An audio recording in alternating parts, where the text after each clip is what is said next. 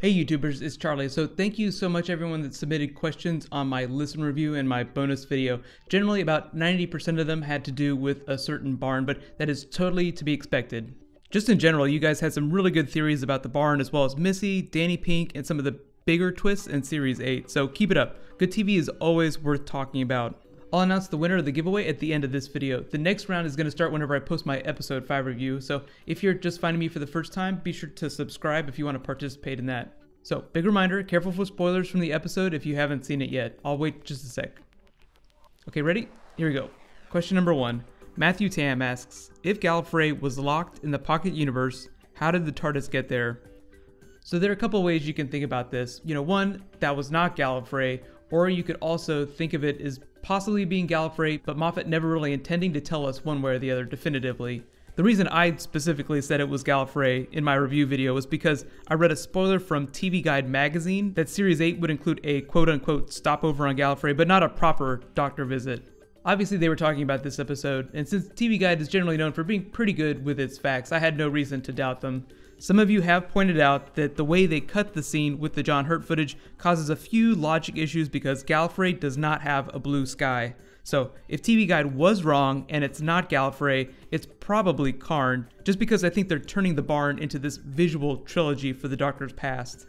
Remember, first off, he goes to Karn to become the War Doctor to regenerate into the John Hurt Doctor. I know some of you don't want to call him the War Doctor. Then he goes back in the 50th to detonate the moment. And then recently we found out that's where he grew up before going to the Academy. Let's call that the not Gallifrey explanation. So the other explanation is that, Moffat has kind of a timey-wimey idea in his head that isn't completely thought out in the way that a lot of, fan theories are. Obviously he took them there in the 50th, so I think if you were to press him at a convention and ask him the question, he would use some of the same logic.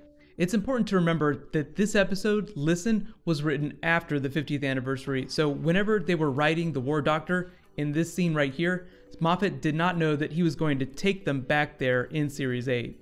I think a lot of the continuity issues can just be attributed to that fact. I still think that it's Gallifrey and Moffat just tried to work within his own pre-established canon and it got a little messy. But whatever the explanation really is, I don't think it's going to help the Doctor bring Gallifrey back. I think Gallifrey won't come back anytime soon. I think that Missy in the finale will have something to do with it, but not bringing it back, maybe just finding it.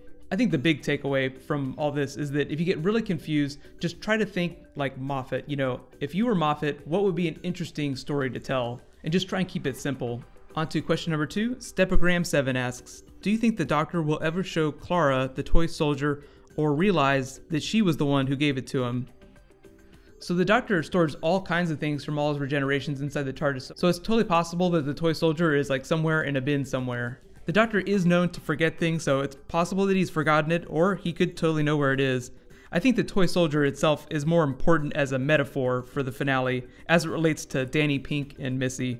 I do really like the idea though that the first Doctor kept that with him whenever he went to the Academy, and then later whenever he stole the TARDIS. But on to question number 3. DBZ Axel asks, any thoughts on the Courtney girl from Coal Hill School? She's been mentioned or appeared in most of the episodes so far. So I think there are a couple explanations.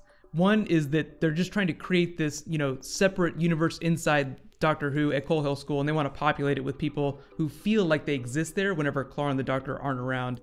The other explanation is that, yes, she is extra special, and it'll have something to do with a future episode. The synopsis for the Caretaker episode, I think it's episode 6, implies that the story for the entire episode will be localized to Coal Hill School. The episode was written by Gareth Edwards, who also wrote The Lodger and Closing Time, 2 big episodes where the Doctor went and spent time away from his companions. So it's totally possible that the Doctor could go to Coal Hill School in this one episode, and Courtney would be like the person that spends a lot of time with him. On to question number 4. Davis asks, is Danny Pink ever going to go on a proper adventure with the Doctor, or will he always be stuck in present day? So Samuel Anderson clarified his status on the show a little bit. He said he's a companion to the companion. So if he does go on an adventure with the Doctor, it won't be without Clara. I did read somewhere that he will actually go on board the TARDIS at some point. I don't know if it's in the next couple of episodes or if it's not till much, much later. There's actually a funny story that he told about, where he was when he found out that he got the show. He said that his agent called him and said, you've got the job, you're on Doctor Who. And he was so excited that he was in a room full of friends and he told them all. But the agent called back and said, oh, by the way, don't tell anyone you got the job. And he said, I just told a room full of people. It just reinforces the idea that Samuel Anderson knows his comedy just as well as he knows his drama. So I'm really looking forward to more Danny Pink in Series 8. But onto question number 5. Programmer X asks, was there something under the bed? What was under the covers, and what is under your bed? So yes, there was definitely something under the bed. I do think it was a new monster that Moffat just never intends to show us. Like, we're never going to see what's under that sheet. You can interpret it as you want, but I think, from a storytelling perspective, it's amazing. Think about it this way. Moffat never has to spend any money on special effects or makeup. He can just stick anything he wants under that blanket. Capaldi's doctor has been backtracking a lot during Series 8, so it's totally possible that there's some alternate explanation, and it's either Clara or some other time traveler, like another version of the doctor, just reaching out and grabbing people. They kind of implied that with the coffee cup too. It's just one of those things that I think he thought would be a really good storytelling device. But onto question number 6. Dark Nico Studio asks, why hasn't the Doctor been trying to find Gallifrey or repair his mistakes of the past? I actually think that that's what all the Blackboard equations are about, like the quantum physics equations. Moffat said that when he wrote Listen, he wanted to show what the Doctor does whenever he's all by himself with nothing to do. So this is what I think is happening. The Doctor's just taking his time finding Gallifrey. It's not going anywhere, and the Time Lords are safe. I mean, as far as we know. This story, I think, is more of a pause in the action, fixing mistakes of the past. It's hard to tell how urgent he was whenever he said that line. I mean, he wasn't shouting it at Clara like, I must fix mistakes right now. So the short answer is that he's not in a rush. I have a feeling that's going to come back to bite him in the ass later though. I think Missy is going to be someone that's really going to surprise him. But question number 7, Aaliyah asks, what if the boy under the blanket wasn't the Doctor, but the Master? That is a really interesting thought. It would definitely be a huge WTF twist. The reason I don't think that's the case, the TARDIS was basically traveling along her time stream, so for it to take her to the Master, she would have at some time in her past had to interact with him in a substantial way. There was Gallifrey and Clara, but I think that's reaching a bit far.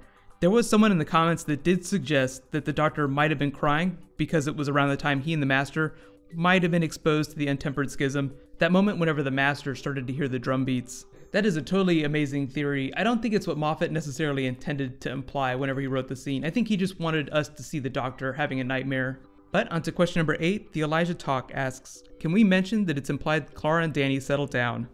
I definitely think that it's implied, but I think that whenever Orson Pink was talking about time travel running in the family, he was just making a bit of a generalization. He could have just been referencing Danny Pink's run-ins with Clara and the Doctor, not that they ended up getting married and having children, although that's also totally possible. I don't want to make too many Clara and Danny theories before seeing the finale just because supposedly there are some really crazy things happening that would negate a lot of those theories. Companions do totally get to settle down, but a lot of times they don't get happy endings. Like Amy and Rory did get married, they had a child, but they still got taken by the Weeping Angels. But onto question number 9, Walking Who. Wow, you're really gonna like Sundays in a couple weeks. How do you feel about the Doctor not knowing where they were during the barn scene? Do you think that he should know?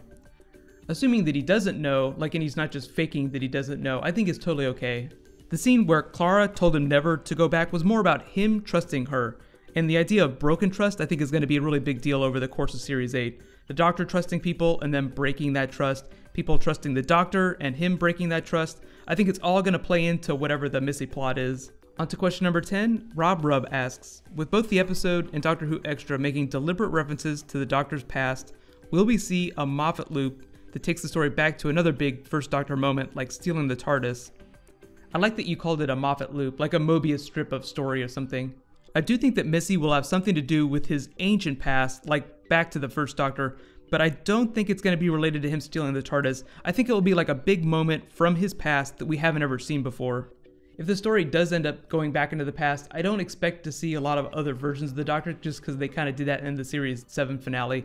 Thank you so much for submitting questions though. I don't think that we'll ever be completely satisfied with barn theories, but that's just one more question to ask Moffat if you ever get to ask him in real life.